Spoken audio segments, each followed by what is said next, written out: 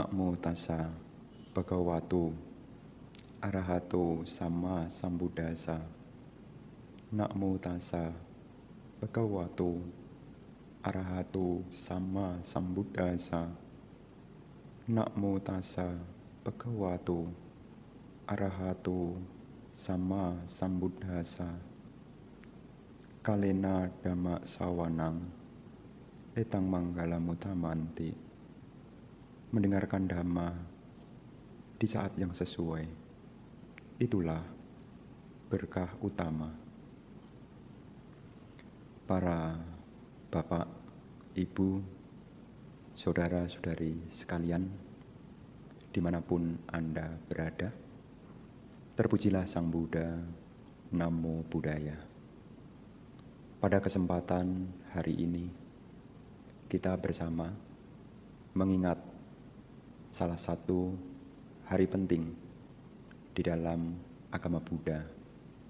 Kita sebagai umat Buddha memiliki 4 hari besar yang dikenal dan dirayakan oleh umat Buddha. Selain hari Waisak, hari Katina, hari Magha Puja, kita juga memiliki hari, yaitu hari Asada. Hari Asada atau dalam bahasa Pali Asalha menjadi momen penting di dalam sejarah perkembangan agama Buddha. Karena di saat momen Asada inilah ditandai dengan pembabaran Dhamma. Para bapak dan ibu, saudara-saudari sekalian, kalau kita membuka buku riwayat hidup dari Guru Agung Sang Buddha, di sana diceritakan bahwasanya setelah beliau mencapai pencerahan agung dan menjadi Sama Sambuddha, beliau menghabiskan waktunya di awal-awal di sekitar Bodh Gaya. Selama 7 minggu beliau berdiam di Bodh Gaya. Dan pada masa minggu ke-7 itulah beliau didatangi didatangi sesosok Dewa Brahma yang kita kenal dengan Brahma Sahampati. Brahma Sahampati datang menghadap kepada Sang Bhagawa, lalu menyampaikan agar Sang Bhagawa berkenan membabarkan ajaran beliau. Karena ketika Dhamma dibabarkan, maka Dhamma ini akan memberi banyak manfaat bagi dunia ini. Bapak, Ibu, saudara-saudari sekalian, seperti yang sudah menjadi satu kebiasaan para umat Buddha di Indonesia khususnya, ketika ada permohonan Dhamma di sana akan diawali dengan Aradhana Dhamma di sana. Aradhana Dhamma di sana itulah yang sebagai pengingat sebelum Sang Buddha membabarkan Dhamma, beliau didatangi sesosok Dewa Brahma. Karena ketika Dhamma disampaikan, maka makhluk-makhluk yang memiliki sedikit debu di mata mereka, ketika mendengarkan Dhamma, maka mereka punya kesempatan untuk mengakhiri penderitaan. Dan ketika permohonan ini disampaikan, kemudian Sang Buddha, Guru Agung kita, mengingat siapa yang bisa menerima ajaranku. Karena ajaran yang aku temukan ini amat dalam dan sukar untuk dipahami oleh orang biasa. Maka beliau teringat kepada Udakaramaputa dan Alarakalama. 2 guru besar ini sebetulnya punya kesempatan yang baik, tetapi 2 guru besar telah dinyatakan meninggal. Kemudian Bapak dan Ibu, saudara-saudari sekalian, Guru Agung Sang Buddha kemudian teringat kepada 5 orang pertapa yang menjadi sahabat beliau ketika beliau masih berjuang. Ketika beliau menjadi seorang pertapa, beliau berjuang bersama dengan mereka. Meskipun akhirnya mereka meninggalkan beliau, tetapi beliau masih teringat dengan mereka.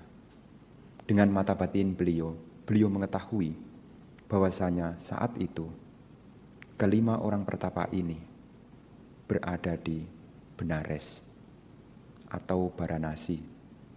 Nama kota ini jika sekarang kita kenal dengan Varanasi. Di sanalah beliau menuju perjalanan yang cukup jauh dari Bodh Gaya menuju Varanasi untuk membabarkan Dhamma kepada 5 orang pertapa ini atau yang dikenal dengan Pancawaggiya.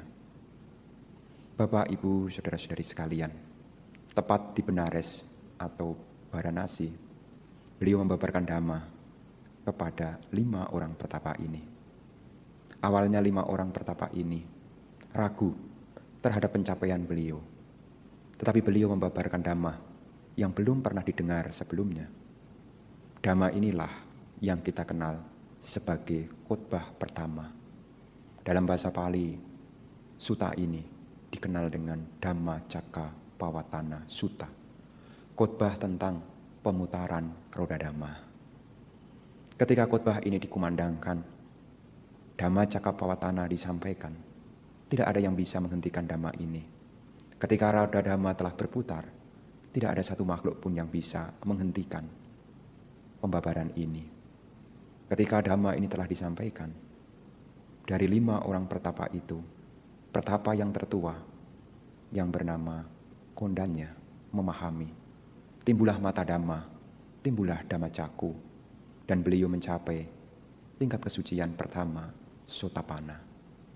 Maka beliau, pertapa Kondanya, dikenal dengan Anya Kondana, Kondanya yang mengetahui.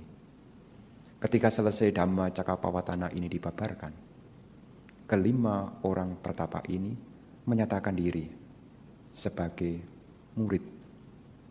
Maka ketika ada murid yang pergi berlindung kepada Sang Buddha, meminta untuk ditabiskan, maka Sang Buddha menabiskan dengan kalimat Ehi Bhikkhu Upasampada.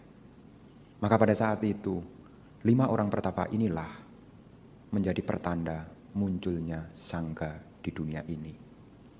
Para bapak dan ibu, saudara-saudari sekalian, asada ini selain pertanda munculnya Dhamma dibabarkan untuk pertama kalinya, asada ini juga pertanda munculnya Sangha.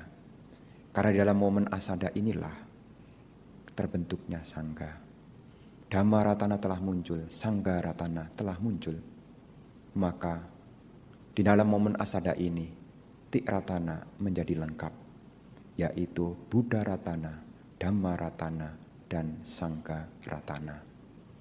Ketika Bapak dan Ibu nanti di rumah, kemudian ada pertanyaan, kalau hari Waisak kita memperingati 3 peristiwa penting, hari Asada juga memperingati 3 hari yang penting. Munculnya Dhamma, terbentuknya Sangha, dan lengkaplah Tik Ratana. Para bapak dan ibu, saudara-saudari sekalian, memang hari Asada ini tidak semeriah hari Waisak, tetapi hari Asada ini menjadi hari yang penting, khususnya kita umat Buddha. Karena kalau Dhamma tidak dibabarkan, kita tidak punya kesempatan untuk mendengarkan Dhamma hingga sekarang. Karena Dhamma kalau tidak disampaikan, sampai sekarang pun kita juga tidak punya kesempatan untuk belajar Dhamma. Bapak, Ibu, saudara-saudari sekalian, di dalam momen Asada ini, kita diingatkan betapa berharganya Dhamma. Di dalam situasi yang sulit, di dalam situasi yang kurang menyenangkan, disitulah kadang keyakinan bergoyang, kadang keyakinan seolah-olah dicoba. Maka ketika kita punya kesempatan yang baik, rawatlah keyakinan itu. Teruslah belajar Dhamma. Karena kesempatan untuk bertemu Dhamma ini amat langka. Dan ketika kita menjauh terhadap Dhamma, maka sesungguhnya kita sudah mulai mendekatkan diri pada keburukan. Semakin jauh kita pada Dhamma, sesungguhnya makin dekat dengan keburukan. Ketika kita makin dekat dengan Dhamma, maka sebaliknya kita juga makin jauh terhadap keburukan. Seringkali para umat Buddha ketika mengikuti kelas Dhamma, mendengarkan Dhamma, kadangkala bisa mengalami kejenuhan dengan mengatakan belum waktunya. Karena dikala itu dianggap belum masa sulit. Seringkali kan begitu. Kalau belum sulit belum belajar. kalau baru sulit baru belajar. Jangan sampai begitu. Makanya dhamma yang telah ditemukan oleh Sang Buddha inilah yang sebetulnya bisa kita ingat. Karena makin sulit sebetulnya kita makin butuh dhamma. Bukan makin sulit kemudian kita makin jauh terhadap dhamma. Karena apa yang Sang Buddha sampaikan menjadi solusi dari kehidupan. Karena keterbatasan waktu, keterbatasan teman, sekaligus keterbatasan pengetahuan, akhirnya kita berkesimpulan, dhamma ini amat sulit dipahami, dhamma ini amat sulit dipraktekkan. Para bapak dan ibu, saudara sekalian, di momen asada seperti inilah, kita seyogianya mengingat betapa berharganya dhamma itu. Dan sudah ada contohnya, yaitu 5 orang pertapa. 5 orang pertapa ini setelah mendengarkan dhamma, mereka mampu merealisasi kebebasan. Para bapak dan ibu, saudara-saudari sekalian, di tengah kondisi pandemik COVID-19 yang saat ini tidak hanya melanda Indonesia, tetapi juga melanda seluruh bagian dunia. Dan di saat seperti inilah kita ditunjukkan ternyata segala bentuk, segala perpaduan tidak ada yang menjadi tempat yang aman. Ketika kita dihadapkan pada situasi sulit seperti yang kita alami saat ini, biasanya kita asada bisa diwihara. Untuk tahun ini kita asada dari rumah. Tetapi tidak mengurangi antusias, minat untuk mendengarkan dhamma. Karena dhamma ini Bapak Ibu, seyogianya harus kita tumbuhkan. Maka seperti yang kita pahami, dalam belajar dhamma ada 3 tahap, yaitu pariyati dhamma. Apa itu pariyati dhamma? Pariyati dhamma adalah belajar dhamma dengan belajar. Membaca kitab suci, mendengarkan khotbah-khotbah yang diambil dari kitab suci Tipitaka. Ketika kita membahas dhamma sesuai dengan Tipitaka, mengkajinya sesuai dengan Tipitaka, itulah yang kita kenal dengan tahap awal yang disebut dengan pariyati dhamma. Ketika kita sudah belajar, maka tahap yang kedua adalah pati-pati. Pati-pati dhamma, yaitu praktek dhamma. Apakah dengan berdana, menjalankan sila, atau juga meditasi. Ini adalah praktek. Dan praktek itu pun juga harus disertai dengan pengetahuan yang kita kenal dengan pariyati tadi. Tanpa ada pariyati, amat sulit untuk praktek dhamma dengan benar. Tahap yang ketiga dari belajar dhamma adalah patiweda, penembusan. Kita mampu mencapai maga dan pala. Ini adalah kesucian. Kesucian itu bisa direalisasi dengan praktek. Praktek bisa dijalankan dengan belajar. Para bapak dan ibu, saudara-saudari sekalian, di saat kita belajar dhamma, kita harus mengetahui, karena dhamma ini, kalau dipahami dan dipraktekkan, akan menenteramkan pikiran. Pikiran ini akan menjadi tentram, kalau kita bisa memahami dan mempraktekkan dhamma di dalam kehidupan sehari-hari. Karena dhamma itu adalah pedoman. Dhamma itu adalah petunjuk. Dhamma itu juga seperti perbekalan. Kehidupan yang panjang dan jauh yang masih kita tempuh ini, kalau kita punya perbekalan, maka perjalanan yang jauh tidak lagi melelahkan karena punya perbekalan.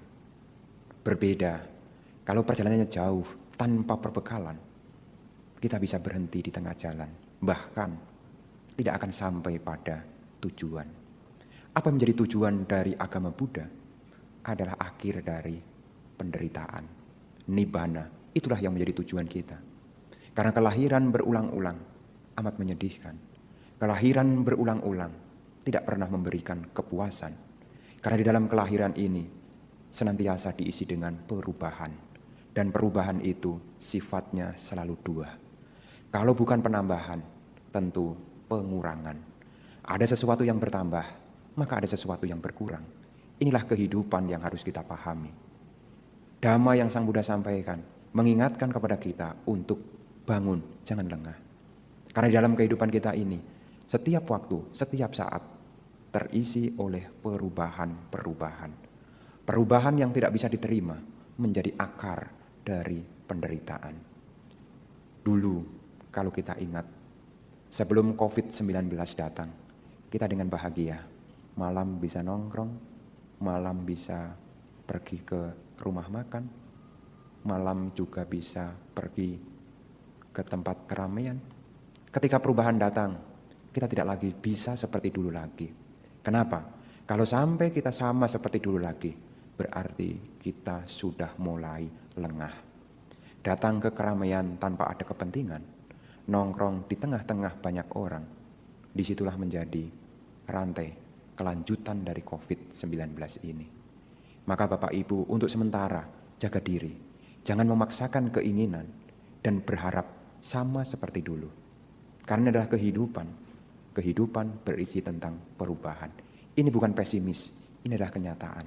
Apa yang Sang Buddha sampaikan adalah kenyataan. Maka di dalam Dhamma Cakkappavattana Sutta itulah yang menjadi khotbah penting dari hari Asada. Kita diingatkan tentang ajaran luhur yang membawa banyak manfaat. Ajaran luhur ini dikenal dengan istilah lain, Majjhima Patipada, jalan tengah. Jalan tengah yang menghindari dua hal ekstrim, yaitu hal ekstrim yang pertama, menuruti hawa nafsu. Hal ekstrim yang kedua, menyiksa diri. Apa yang Sang Buddha ajarkan bukan mengajarkan untuk mengejar hawa nafsu. Dan apa yang Sang Buddha ajarkan juga bukan untuk menyakiti diri sendiri. Seringkali kita di tengah-tengah kehidupan, kita juga punya kecenderungan berpikir, hati-hatilah. Karena ketika kita menuruti hawa nafsu, di situ bukan jalan yang tepat untuk menemukan kebahagiaan. Apalagi berpikir dengan menuruti hawa nafsu, dianggap sebagai jalan untuk menyelesaikan penderitaan. Bapak dan Ibu, saudara-saudari sekalian, di dalam Dhamma Cakkappavattana Sutta inilah Sang Buddha membabarkan 4 kebenaran mulia yang kita kenal. Kebenaran yang pertama adalah kebenaran mulia tentang penderitaan. Kenapa Sang Buddha memberitahu ini? Tidak lain supaya kita sadar dan kita bergegas di dalam kehidupan kita ini bersama dengan penderitaan. Apakah Anda sebagai orang kecukupan ataukah Anda sebagai orang yang kekurangan? Semua sama. Masih sama-sama mengalami penderitaan. Maka tidak jarang kita mendengar orang mengeluh. Tidak jarang kita juga mendengar orang yang suka menyalahkan. Kenapa mereka bisa mengeluh? Kenapa mereka menyalahkan? Dan kenapa dia selalu menunjuk keluar? Karena mereka belum siap untuk melihat kehidupan yang memang berisi tentang penderitaan. Dan ajaran Sang Buddha bukan berhenti pada penderitaan ini, tetapi Sang Buddha menunjukkan yang kedua. Kebenaran mulia yang kedua adalah kebenaran mulia tentang sebab penderitaan. Penderitaan muncul, ini ada sebabnya. Sebabnya adalah tanha. Tanha itu adalah nandiraga. Nandiraga itu adalah keinginan untuk menuruti kesenangan indriawi. Namanya nandiraga. Jangan disalah persepsikan ya. Seringkali disalah persepsikan. Bante, kalau kita punya keinginan, apakah itu salah? Yang dimaksud keinginan di sini bukan seperti yang kita kenal. Di sini disampaikan apa itu tanha. Tanha yakni nandiraga. Nandiraga adalah hal-hal yang bersifat pemenuhan hawa nafsu. Kalau kita mau jadi biku, itu bukan tanha. Kalau kita mau jadi orang baik, itu juga bukan tanha. Yang dimaksud dengan tanha adalah nandiraga, keinginan menuruti hawa nafsu. Dan dimanapun seseorang yang menuruti hawa nafsu, dia akan menderita.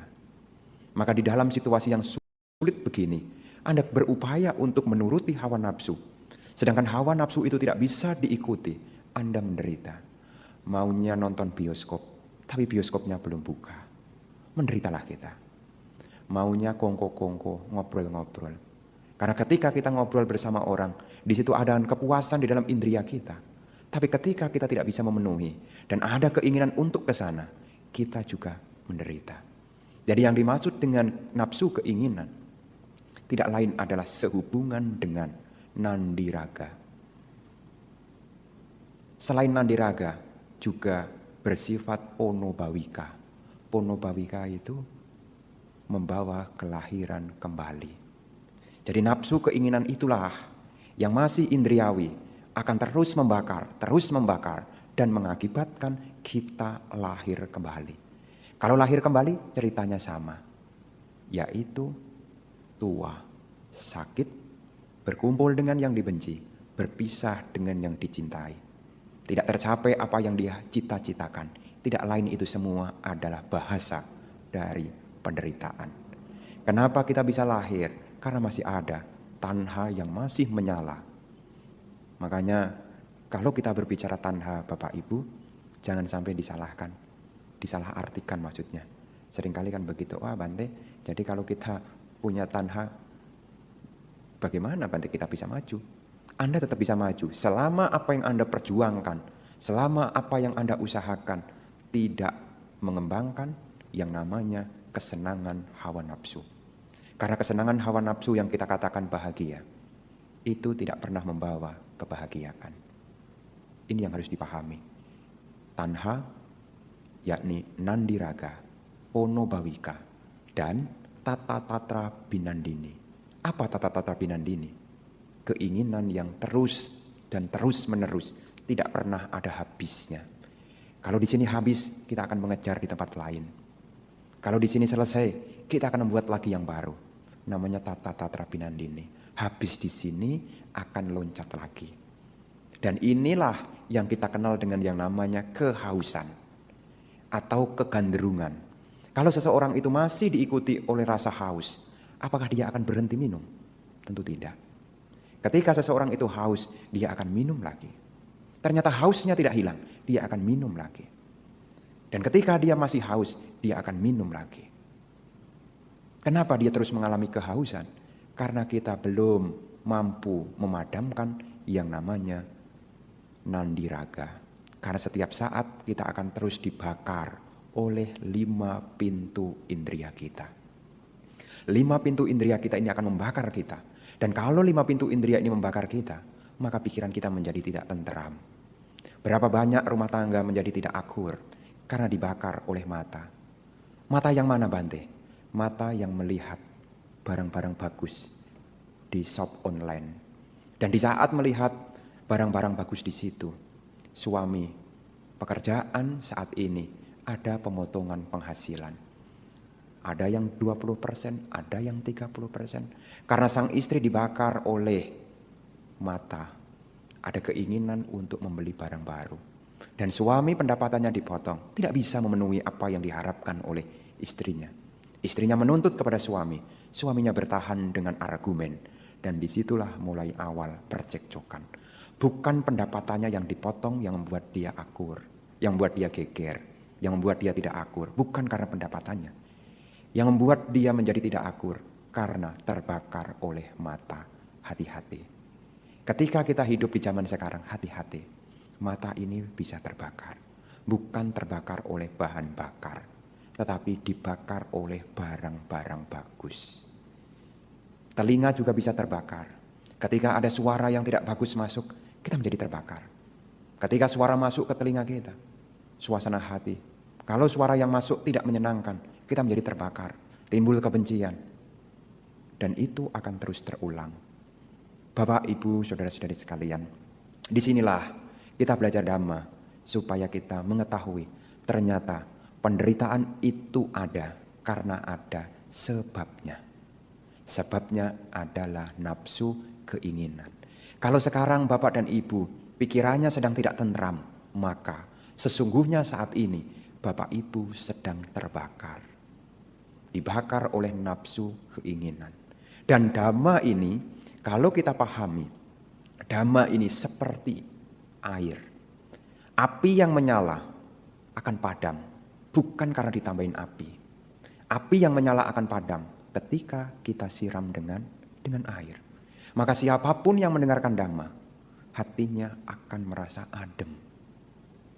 Siapapun yang mendengarkan Dhamma, maka hatinya akan tentram. Itulah yang dikenal indahnya Dhamma pada awalnya. Siapapun yang mendengarkan Dhamma dengan keyakinan, maka Dhamma yang begitu indah akan muncul dalam batinnya. Pikirannya menjadi tenteram. Maka yang perlu kita pahami di sini Bapak Ibu, kalau sekarang kita menderita, kita harus tahu ada sebabnya. Sebabnya tidak lain adalah tanha. Itulah kebenaran yang kedua. Kebenaran yang ketiga, penderitaan ini akan ada akhirnya. Yang kita kenal dengan kebenaran mulia tentang terhentinya penderitaan.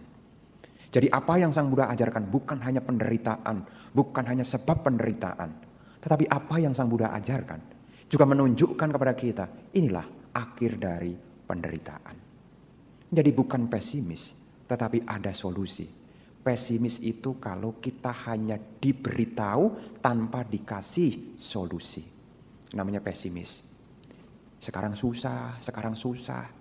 Tapi ketika kita mendengar sekarang susah dan mendengar ada cara dan ada berhentinya susah, maka seperti seorang yang mendengar berita baik. Anda sekarang sakit, tapi mendengar vaksinnya sudah ditemukan. Belum meminum vaksin itu, dia sudah merasa bahagia. Dan apakah betul Bante ajaran Sang Buddha mampu membawa pada akhir penderitaan? Sudah banyak contohnya. Siapa contohnya? Contohnya adalah para Arya Sangga. Mengapa disebut Arya Sangga? Adalah siswa-siswa yang telah mencapai kebebasan. Siswa-siswa yang sudah masuk di dalam sang jalan. Itulah yang sudah merasakan Dhamma secara kesungguhan. Jadi apa yang Sang Buddha ajarkan bukan hanya berita baik, tetapi ada bukti baik. Jadi bukan hanya ada berita, bukan hanya kabar yang baik, sudah ada beritanya. Dan beritanya bukan satu dua, tapi banyak. Para bapak dan ibu, saudara-saudari sekalian, itulah kebenaran mulia yang ketiga, yaitu kebenaran mulia tentang terhentinya duka atau penderitaan. Dan Sang Buddha menunjukkan, jika kita berharap ingin menghentikan penderitaan, Sang Buddha menunjukkan jalannya. Itulah kebenaran yang keempat, yaitu kebenaran mulia tentang jalan menuju terhentinya penderitaan. Jalan mulia berunsur 8 itulah cara untuk menghentikan penderitaan. Jadi ada penderitaan, ada sebab penderitaan, ada terhentinya penderitaan, dan ada jalan menuju terhentinya penderitaan. Yang kita kenal dengan jalan Attanggika Magga, jalan mulia beruas 8. Yaitu pandangan benar, samaditi, pikiran benar, sama sangkapa, ucapan benar, sama wayama, sama waca, perbuatan benar, sama kamanta, penghidupan benar, sama ajiwa, usaha benar, sama wayama, perhatian benar, sama sati, konsentrasi benar, sama samadhi. Para bapak dan ibu, saudara sekalian, jalan mulia berunsur 8 ini, jika diringkas menjadi sila, samadhi, dan panya. Sila adalah praktek dalam keseharian, praktek moralitas.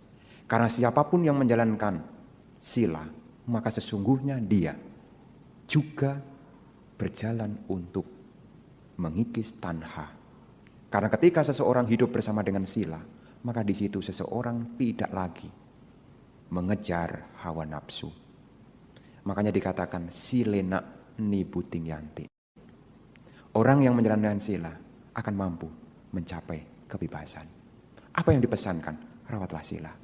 Kalau sekarang batin kita tidak tenteram, maka renungkanlah tentang sila yang Anda miliki. Karena siapapun yang merenungkan sila, orang itu akan menjadi tenang. Apa yang menjadi takut? Apakah kita takut dengan usia tua? Apakah kita takut dengan kematian? Apakah kita takut dengan penyakit? Usia tua, sakit, kematian bukan hal yang menakutkan. Karena itu semua adalah fenomena kewajaran yang menakutkan kalau kita hidup tetapi tidak punya sila. Kenapa Bante katakan demikian? Karena selama kita belum merealisasi kebebasan, kita bisa terlahir kembali. Dan yang menyeret kelahiran kembali bisa jatuh di alam yang menyedihkan.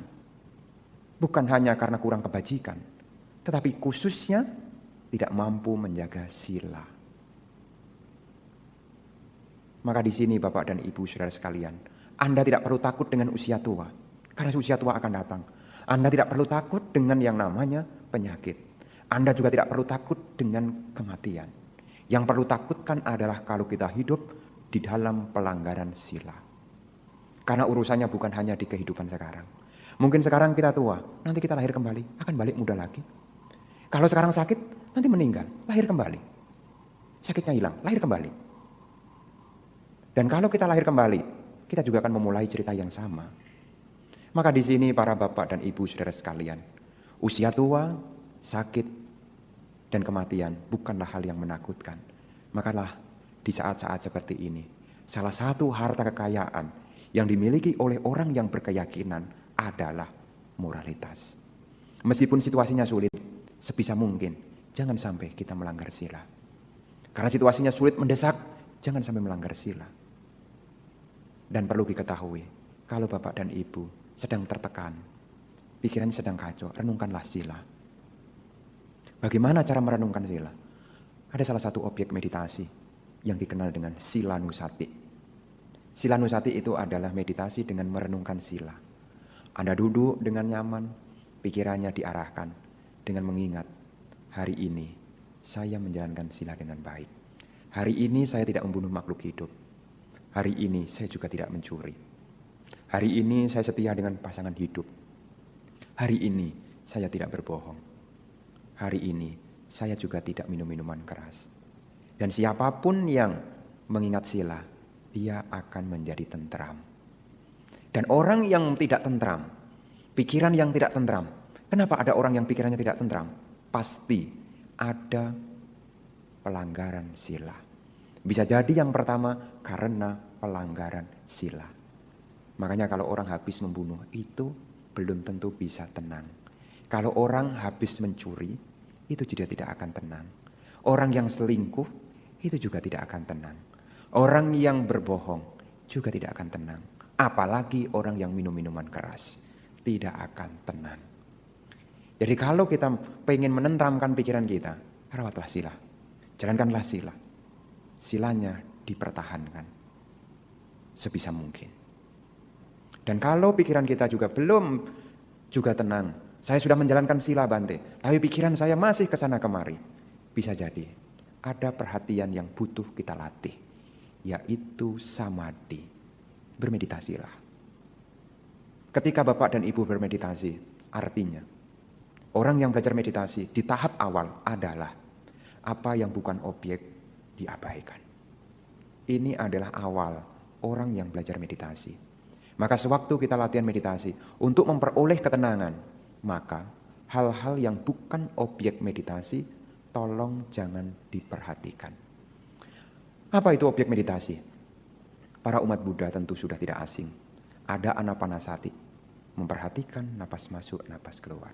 Ada metabhavana dengan mengembangkan pengulangan kalimat cinta kasih. Semoga semua makhluk berbahagia. Dengan perlahan-lahan. Selain hal itu diabaikan.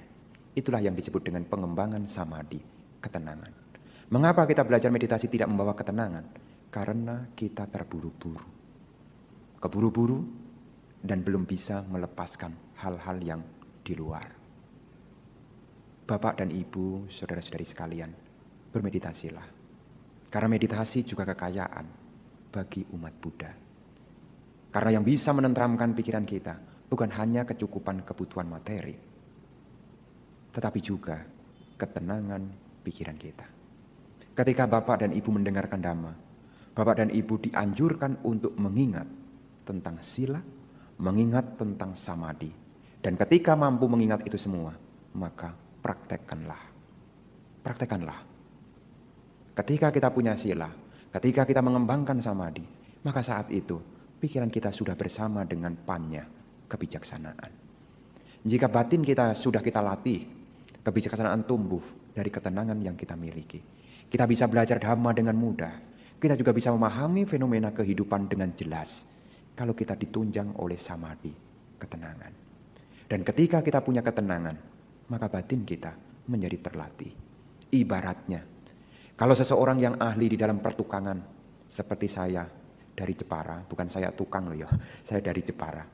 Orang-orang di Jepara mampu membuat karya yang kita kenal dengan furniture, bisa bikin kursi, bisa bikin meja, bisa bikin almari, bahkan perabot-perabot yang indah, ukiran-ukiran yang menarik, itu mereka bisa hasilkan. Tetapi Bapak dan Ibu pernah tahu, itu semua diambil dari pohon. Dan pohon ini berasal dari hutan. Dan ketika pohon diambil dari hutan, ditebang dari hutan, kemudian dibawa oleh pengrajin kayu. Apa yang dilakukan oleh pengrajin kayu itu? Pengrajin kayu itu akan membuang bagian-bagian yang tidak terpakai. Maka jadilah balok. Balok itu sudah bentuknya sudah ya balok. Balok itu ya kalau Anda belajar ruang, kalau kelas matematika ada pelajaran namanya ruang. Itu adanya balok. Balok itu dihasilkan dari mana? Balok yang lurus. Setiap sudut yang kelihatan lurus dari mana?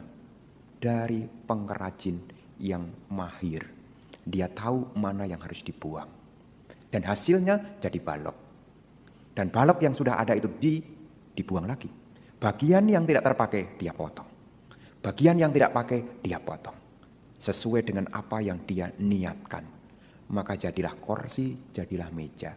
Setelah terbentuk kursi, dia haluskan. Dihaluskan. Dan ketika dihaluskan, dia juga membuang sudut-sudut yang tidak terpakai. Awalnya pakai geraji, kemudian pakai penghalus. Setelah pakai halus, akhirnya digerindah. Kalau bahasa Jawa diambril supaya halus. Setelah halus, dicat. Setelah dicat, dikasih pelapis anti gores. Akhirnya barang itu menjadi mengkilat. Kayu yang semula di hutan tidak ada nilainya. Ketika sudah dipotong, dihaluskan, digosok, dikilatkan, harganya berkali-kali lipat. Sama juga dengan perkembangan batin. Apa yang tidak penting kita buang. Apa yang sudah dilatih digosok. Dan akhirnya menjadi mengkilat. Maka ketika kita mendengarkan dhamma, Bapak Ibu Saudara sekalian, kita seperti diingatkan. Barang-barang hal-hal yang tidak penting, kemarahan, kebencian, keserakahan, buanglah. Kembangkanlah sila, kembangkanlah samadhi. Kalau sila memotong yang kasar, kalau samadhi itu seperti menghaluskan. Sudah dipotong, dihaluskan, kemudian dikilatkan dengan kebijaksanaan. Maka orang yang bijaksana akan terus menyala. Maka orang yang bijaksana akan terus menyala. Dan api kebijaksanaan akan membawa pada kebebasan. Kalau api di dapur membawa masakan. Kalau api di motor membawa pergerakan. Tapi kalau api kebijaksanaan membawa pada kebebasan. Makanya kalau kita mempraktekkan sila ini seperti tukang tadi. Dipotong hal-hal yang tidak penting. Karena ketika kita mampu menjalankan sila, ibaratnya hal-hal yang tidak penting dipangkas. Kemudian diperhalus. Kalau sudah halus, dikilatkan. Makanya para umat, dimanapun Anda berada, praktekkanlah sila, meditasilah. Ketika sudah mengembangkan itu semua, maka kebebasan akan muncul dalam diri kita. Bapak, Ibu, Saudara-saudari sekalian, ketika kita mendengarkan dhamma, ada hal yang memang muncul dalam diri kita. Mungkin sekarang kita belum memahami, tidak apa-apa, dengarkanlah dulu. Karena seseorang yang mendengarkan dhamma akan memperoleh apa yang belum dengar, dia mampu dengar. Jadi apa yang belum pernah didengar, dia akan mendengar. Asutang sunati, mendengar apa yang belum pernah didengar sebelumnya. Inilah manfaat mendengarkan dhamma, menenteramkan. Karena kita mendengar apa yang belum pernah kita dengar. Asutang sunati. Dan kalau kita mendengarkan dhamma, kita juga bisa mengklarifikasi apa yang pernah kita dengar sebelumnya. Sutang parioda petik. Jadi kita bisa mengklarifikasi. Karena seringkali apa yang kita dengar ini agak samar-samar. Diulang lagi. Meskipun setiap tahun kita juga merayakan, memperingati Asada. Tidak ada salah. Karena saat ini kita juga mengklarifikasi lagi. Karena mungkin saat itu kondisi batin kita belum siap. Kita mungkin sudah mendengar. Tapi ketika kita mengulangi lagi, maka di situ sutang parioda petik. Mengklarifikasi apa yang pernah kita dengar. Dan ketika kita mendengarkan Dhamma, kita juga akan terbebas dari kebingungan. Kangkang witarati. Jadi kita bisa mengatasi kebingungan. Jadi apa yang membingungkan? Dengarkanlah Dhamma. Bante, hidup saya susah, dari kecil susah, sekarang susah, saya sudah berbuat baik, kok tetap susah? Dengarkanlah Dhamma. Karena ketika kita mendengarkan Dhamma, kita bisa mengatasi kebingungan. Kangkang witarati. Itulah manfaat Dhamma yang kita dengar. Selain itu, ketika kita mendengarkan Dhamma, kita juga meluruskan kalau seandainya ada pandangan yang salah. Diting ujung karoti. Kalau seandainya ada pandangan yang salah. Apakah bisa Bante timbul pandangan salah? Bisa. Kalau mendengarnya baru sekali. Seperti tadi, kalau baru mendengar hidup, kebenaran mulia pertama, kebenaran mulia tentang penderitaan. Kalau baru mendengar sekali, nanti pandangannya bisa salah. Kok ajaran Buddha kok pesimis ya? Tetapi ketika mendengarkan Dhamma berulang-ulang, tumbuh pengetahuan. Oh ternyata bukan hanya satu kebenaran mulia, tapi ada 4 kebenaran mulia. Yaitu diting ujung karoti. Jadi meluruskan pandangan. Karena orang belajar Dhamma itu kalau cuma sepotong, ya jadinya terpotong-potong. Makanya kalau mendengarkan Dhamma diulang lagi. Asada bertahun kita memperingati. Hari ini kita juga memperingati. Siapa tahu masih ada pandangan yang perlu kita luruskan. Itu manfaat dari kita mendengarkan Dhamma. Selain itu manfaat dari kita mendengarkan Dhamma adalah pikiran menjadi tenteram. Cita masa pasidati. Pikiran menjadi tenteram. Pasada. Bisa diterjemahkan lain, menjadi gembira. Maka dikala orang sedang mengalami kemunduran, ketika batin tidak stabil, disitulah Anda perlu mendengarkan Dhamma. Karena Dhamma jika didengarkan berulang-ulang, cita masa pasidati akan membawa pada ketentraman. Para bapak dan ibu, saudara-saudari sekalian, itulah yang perlu kita ingat dan perlu kita pahami. Dhamma ketika dipraktekkan akan menenteramkan pikiran. Di tengah-tengah pandemik COVID-19, perkayalah batin Anda dengan sila, dengan samadhi, dan dengan panya. Ketika kita mendengarkan Dhamma dengan sendirinya, cepat atau lambat, kita akan mendekatkan diri pada kebaikan. Ketika kita mendekatkan diri pada kebaikan, sudah otomatis kita menjauhkan dari keburukan. Teruslah belajar Dhamma. Di momen Asada tahun ini, memang kita tidak punya kesempatan untuk bertatap muka secara langsung, tetapi tidak pernah berkurang Dhamma itu. Karena Dhamma jika diperhatikan dengan benar-benar akan membawa manfaat. Kalau pikirannya bahagia, maka ucapan yang keluar membahagiakan. Tindakan yang keluar juga menyenangkan. Teruslah rawatlah batin Anda dengan Dhamma. Siramlah batin Anda dengan Dhamma. Karena api nafsu masih menyala. Kalau Anda biarkan nafsu itu terus menyala, maka akan terus membakar. Ketika terbakar, maka akan membawa kerugian. Bukan hanya kerugian untuk kita, tapi juga kerugian bagi yang lainnya. Tetapi ketika kita menyadari api menyala, padamkanlah. Bagaimana memadamkannya? Ingatlah. Belajarlah Dhamma dan prakteklah bersama dengan Dhamma. Inilah Bapak Ibu yang perlu saya sampaikan di momen Asada pada kesempatan ini. Semoga apa yang saya sampaikan mampu Anda pahami dan menjadi motivasi bagi Anda untuk terus belajar Dhamma, terus mendorong untuk praktek Dhamma, dan terus bersama dengan Dhamma. Semoga berkah Asada selalu melimpah pada Anda. Semoga Anda senantiasa maju di dalam Dhamma. Dan semoga penyakit yang sekarang sedang melanda dunia, COVID-19, semoga segera teratasi. Semoga dunia kembali dengan aman, nyaman, dan penuh dengan kedamaian. Semoga semua makhluk berbahagia. Sabe Satta Bhavantu Sukhitata.